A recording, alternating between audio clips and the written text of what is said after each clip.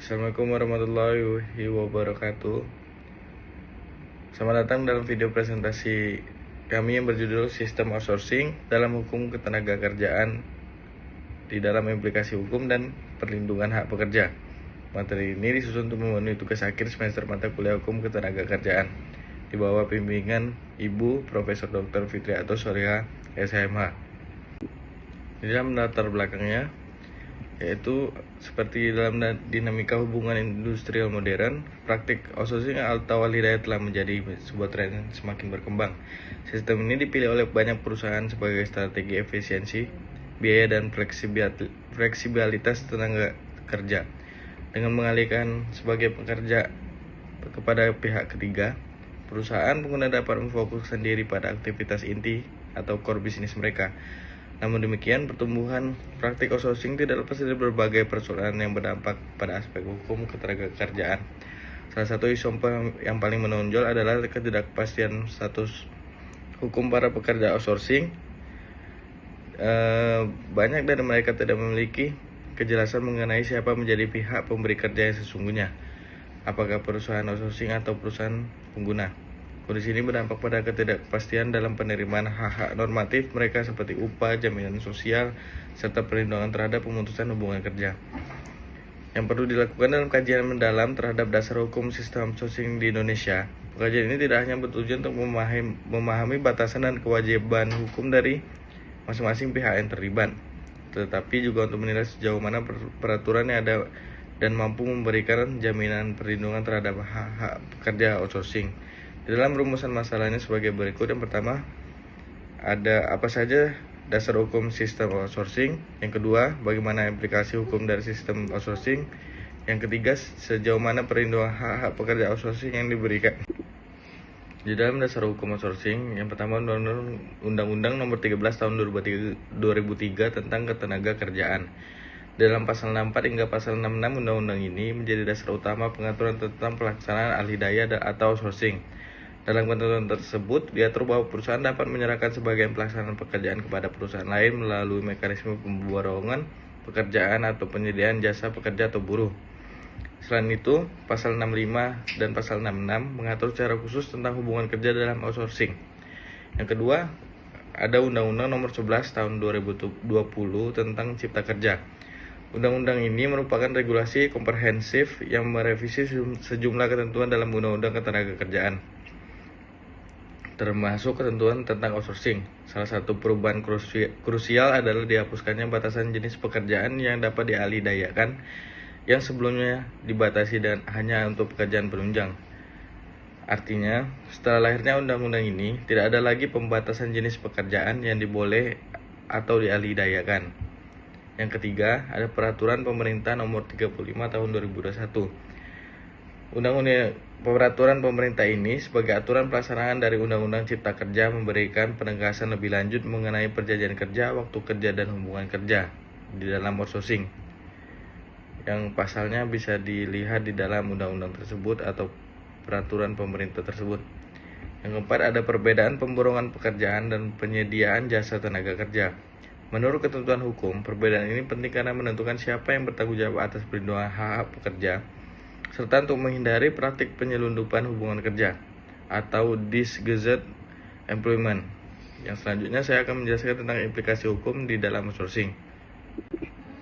Di dalam implikasi hukum outsourcing, yang pertama ada status hubungan kerja menjadi tidak pasti. Dalam praktik ini, pekerja secara formal dipekerjakan oleh perusahaan penyedia jasa dan tenaga kerja, bukan oleh perusahaan pengguna. Namun kenyataannya pekerja sering menjalankan tugas di bawah arahan langsung perusahaan pengguna sehingga memunculkan dualitas hubungan kerja. Implikasi hukumnya adalah kerentanan perlindungan hukum bagi pekerja, karena dalam situasi sengketa pekerja dapat dipingpong atau dua entitas, yaitu vendor penyedia jasa dan pengguna jasa. Yang kedua, pengusaha pengguna bertanggung jawab atas hak-hak pekerja. Sejalan dengan prinsip substantif employment relationship, Mahkamah Agung dalam berbagai putusannya telah menegaskan bahwa pengusaha pengguna dapat dimintai pertanggungjawaban langsung atau atas pemenuhan hak-hak pekerja di dalam outsourcing, terutama bila berbukti bahwa hubungan kerja nyata terjadi antara pekerja dan perusahaan pengguna. Hal ini diperkuat dengan jurisprudensi bahwa pengusaha pengguna yang memberi instruksi kerja langsung mengatur jam kerja dan menilai kinerja dianggap sebagai pihak yang sebenarnya mempekerjakan tenaga kerja tersebut. Implikasi hukumnya yang pertama, perusahaan pengguna tidak dapat serta-merta melepaskan diri dari kewajiban normatif terhadap pekerja. Yang kedua, ada konsekuensi hukum berupa pembayaran kompensasi atau pengangkatan sebagai pekerja tetap dapat dijatuhkan melalui putusan pengadilan. Adapun yang ketiga, banyak putusan pengadilan menyatakan hubungan kerja. Dalam Mahkamah Agung Republik Indonesia dalam banyak perkara telah menyatakan bahwa pekerja outsourcing memiliki hubungan kerja langsung dengan perusahaan pengguna apabila unsur-unsur hubungan kerja sebagaimana dimaksud dalam pasal 1 angka 15 Undang-Undang Nomor 13 Tahun 2003 terpenuhi, yaitu yang pertama adanya pekerjaan, yang kedua adanya perintah kerja, dan ketiga adanya upah. Salah satu contohnya dalam putusan Mahkamah Agung Nomor 31 garing Perdata khusus tahun 2015 menyatakan bahwa hubungan kerja terjadi antara pekerja dan perusahaan pengguna karena adanya kontrol langsung. Yang keempat, risiko pelanggaran hak normatif pekerja. Outsourcing, terutama yang tidak memenuhi standar hukum, membuka celah terjadinya pelanggaran terhadap hak-hak normatif pekerja, antara lain yang pertama, upah di bawah ketentuan minimum, yang kedua tidak didaftarkan dalam penjaminan sosial, yang ketiga tidak memperoleh cuti, uang lembur maupun pesangon saat PHK. Hal ini terjadi karena perusahaan outsourcing sering beroperasi dengan orientasi efisiensi biaya dan minim pengawasan, sehingga hak pekerja menjadi terabaikan. Di dalam implikasi hukumnya, yang pertama melanggar ketentuan pasal 88 sampai pasal 100 Undang-Undang Nomor 13 Tahun 2003. Yang kedua dapat dikenakan sanksi administratif hingga pidana sesuai ketentuan pasal 185 ayat 1 Undang-Undang Ketenagakerjaan. Yang selanjutnya saya akan menjelaskan tentang perlindungan pekerja outsourcing. Di dalam perlindungan pekerja outsourcing, yang pertama ada hak atas upah, cuti, jaminan sosial, dan perlindungan PHK. Pekerja outsourcing secara hukum berhak atas pemenuhan hak-hak normatif sebagaimana dijamin dalam Undang-Undang Nomor 13 Tahun 2003 tentang Ketenagakerjaan yang diperbarui melalui Undang-Undang Nomor 11 Tahun 2020 tentang Cipta Kerja dan dijabarkan lebih lanjut dalam PP Nomor 35 Tahun 2021. Hak-hak tersebut meliputi yang pertama ada upah layak sesuai dengan ketentuan upah minimum yang ditetapkan oleh Pemda. Ada juga cuti tahunan, cuti haid, cuti hamil, dan cuti penting sesuai dengan pasal 79 Undang-Undang Ketenagakerjaan. Ada juga jaminan sosial ketenagakerjaan seperti BPJS yang diatur dalam Undang-Undang Nomor 24 Tahun 2011. Dan ada juga perlindungan terhadap pemutusan hubungan kerja atau PHK yang harus memenuhi prosedur hukum seperti pemberian kompensasi. Implikasi hukumnya, apabila hak-hak ini tidak diberikan, maka perusahaan penyedia tenaga kerja dapat dikenakan sanksi administratif dan pidana sesuai pasal 185 ayat 1 Undang-Undang Ketenagakerjaan. Yang kedua, ketentuan wajib dicantumkan dalam perjanjian kerja. Perjanjian kerja adalah dasar legal hubungan kerja antara pekerja dengan perusahaan. Dalam konteks ini, di dalam PP Nomor 35 Tahun 2021 Pasal 18 mengatur bahwa seluruh hak dan kewajiban harus dicantumkan secara jelas dalam perjanjian kerja, baik yang berjenis perjanjian kerja waktu tertentu maupun perjanjian kerja waktu tidak tertentu. Yang ketiga, ada peran serikat pekerja dalam advokasi hak pekerja outsourcing. Serikat pekerja memainkan peran penting dalam memperjuangkan dan mengadvokasi hak pekerja outsourcing, khususnya dalam mengawasi pelaksanaan perjanjian kerja bersama, menyampaikan keluhan pelanggaran kepada manajemen atau instansi ketenagakerjaan.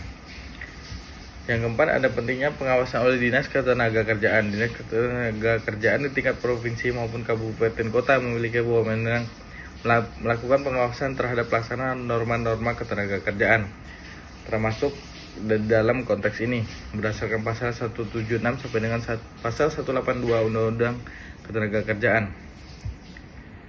Tanpa pengawasan yang efektif, praktik outsourcing rawan disalahgunakan terutama oleh perusahaan menghindari kewajiban normatif melalui vendor tidak resmi. Selanjutnya saya akan memberikan kesimpulan dalam konteks ini. Kesimpulannya, sistem outsourcing merupakan bentuk hubungan kerja yang sah menurut hukum ketenagakerjaan Indonesia. Sepanjang pelaksanaannya sesuai dengan ketentuan peraturan perundang-undangan yang berlaku. Prinsip utama dalam pelaksanaan outsourcing harus mengacu pada asas kepastian hukum, perlindungan terhadap hak-hak pekerja, dan keadilan hubungan industrial. Pelaksanaan outsourcing yang tidak sesuai dengan prinsip-prinsip hukum ketenagakerjaan seperti pengabaian terhadap hak-hak normatif pekerja atau penyeludupan hubungan kerja oleh pengusaha pengguna dapat menimbulkan ketidakpastian hukum dan memperbesar potensi konflik industrial. Oleh karena itu, sistem ini harus dikawal secara ketat agar tidak menjadi sarana eksploitasi terhadap tenaga kerja. Pengawasan yang intensif dan berkelanjutan dari lembaga pemerintahan, khususnya Dinas Ketenagakerjaan, menjadi instrumen penting untuk menjamin bahwa outsourcing dijalankan sesuai dengan standar yang telah ditetapkan. Tanpa pengawasan yang efektif, pelaksanaan outsourcing berpotensi melanggar prinsip-prinsip perlindungan tenaga kerja sebagaimana diamanatkan dalam Undang-Undang Nomor 13 Tahun 2003 dan Undang-Undang Nomor 11 Tahun 2020 dan Peraturan Pemerintah Nomor 35 Tahun 2021. Rekomendasinya, pemerintah harus mempertegas aturan pelaksanaan outsourcing pemerintah. Melalui peraturan pelaksana dan kebijakan teknis, perlu memberikan batasan yang jelas mengenai jenis pekerjaan dapat dialihdayakan secara administratif bagi perusahaan penyedia jasa tenaga kerja, serta prosedur perlindungan terhadap pekerja outsourcing. Yang kedua, pengusaha wajib menjamin hak-hak pekerja outsourcing.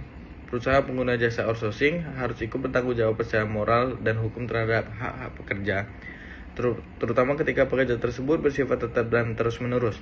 Pengusaha wajib memastikan bahwa pekerja outsourcing memperoleh hak atas upah layak, jaminan sosial, perlindungan kerja, dan jaminan atas pemutusan hubungan kerja atau PHK sebagaimana yang berlaku bagi pekerja lainnya. Yang ketiga, ada pekerja perlu diedukasi hukum tentang hak rendahnya pemahaman pekerja outsourcing terhadap hak-hak menyebabkan mereka berada dalam posisi yang lemah dalam relasi industrial. Oleh karena itu, dibutuhkan edukasi hukum secara masif dan terstruktur melalui kerja sama antara serikat pekerja, lembaga bantuan hukum atau LBH, dan instansi pemerintah. Edukasi ini mencakup pengetahuan mengenai perjanjian pekerja, perlindungan normatif, hingga mekanisme pengaduan hukum dalam hak terjadi pelanggaran. Demikianlah presentasi kami mengenai sistem outsourcing dalam hukum ketenagakerjaan. Terima kasih atas perhatian dan waktu yang telah diberikan. Video ini merupakan bagian dari tugas akhir semester untuk mata kuliah Hukum Ketenagakerjaan kelas A. Apabila terdapat pertanyaan atau masukan, silakan hubungi kami melalui kontak anggota kelompok. Wassalamualaikum warahmatullahi wabarakatuh.